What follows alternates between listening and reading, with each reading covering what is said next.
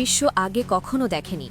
এতদিন ইরানকে পর্দার আড়াল থেকে গোয়েন্দা তথ্য বা সামরিক সরঞ্জাম দিয়ে সাহায্য করত রাশিয়া ও চীন।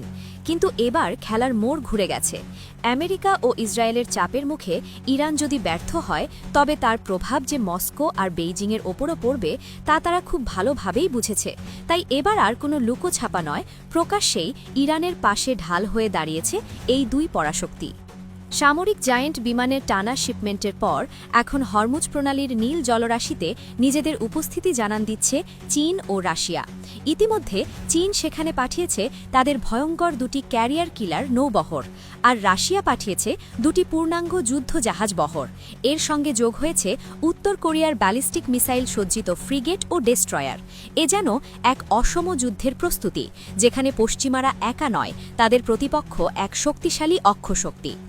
ওমান সাগরের গভীরে মোতায়েন আছে মার্কিন বিমানবাহী রণতরী ইউএসএস আব্রাহাম লিঙ্কন, আর ঠিক তার বিপরীতেই পারস্য উপসাগরে বুক চিতিয়ে দাঁড়িয়ে আছে চীনের শক্তিশালী নৌবহর। চীন ইতিমধ্যে ঘোষণা দিয়েছে দক্ষিণ চীন সাগর থেকে আরও দুটি ফ্রিগেট ও ডেস্ট্রয়ার তারা হরমুজে নিয়ে আসছে। গত সপ্তাহে Iran smart control over the Strait of Hormuz নামে এক বিশাল নৌমহড়ার আয়োজন করে সাময়িকভাবে হরমুজ প্রণালী বন্ধ করে দিয়েছিল। এর কয়েকদিন পরই চীন ও রাশিয়াকে সঙ্গে নিয়ে আরেকটি যৌথ মহড়া শুরু করে ইরান, যার লক্ষ্য বিশ্বের সবচেয়ে গুরুত্বপূর্ণ এই জলপথে নিজেদের সামুদ্রিক নিরাপত্তা ও আভিযানিক প্রস্তুতি ঝালিয়ে নেওয়া। উত্তেজনা শুধু মধ্যপ্রাচ্যেই সীমাবদ্ধ নয়। আটলান্টিক মহাসাগরে ফ্রান্স ও ব্রিটেন রুশ তেল ট্যাঙ্কার জব্দ করায় ক্ষুব্ধ রাশিয়া। এর জবাবে আটলান্টিক ও বাল্টিক সাগরে মস্কো মোতায়েন করেছে ফ্রিগেট, ডেস্ট্রয়ার ও স্টেলথ যুদ্ধবিমান সহ দুটি পূর্ণাঙ্গ নৌ ফ্লিট। এমনকি জাপান সাগরেও আরেকটি রুশ নৌবহর পাহারায় আছে।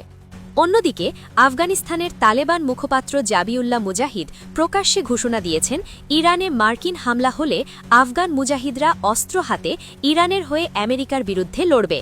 যুক্তরাষ্ট্র ও ইসরায়েলের পাশাপাশি ব্রিটেন, ফ্রান্স ও জার্মানিও ইরান বিরোধী জোটে যোগ দেওয়ায় পরিস্থিতি আরও জটিল হয়েছে।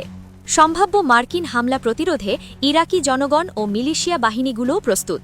ইরান সমর্থিত গোষ্ঠী আল নুজাবা একটি নতুন অ্যালার্ট সিস্টেম চালু করেছে। তাদের ঘোষণা, ইরানে হামলা হলে তারা নেতৃত্বের অনুমতির অপেক্ষায় থাকবে না, সরাসরি ওই অঞ্চলে মার্কিন ঘাঁটিগুলোতে আঘাত হানবে। তারা ইতিমধ্যে 50টিরও বেশি মার্কিন লক্ষ্যবস্তু চিহ্নিত করে রেখেছে। সব মিলিয়ে হরমুজ থেকে আটলান্টিক পুরো বিশ্বজুড়েই এখন যুদ্ধের দামামা। রাশিয়া, চীন ও ইরানের এই প্রকাশ্য জোট প্রমাণ করে তারা পশ্চিমাদের যে কোনো চ্যালেঞ্জ মোকাবিলায় একাট্টা।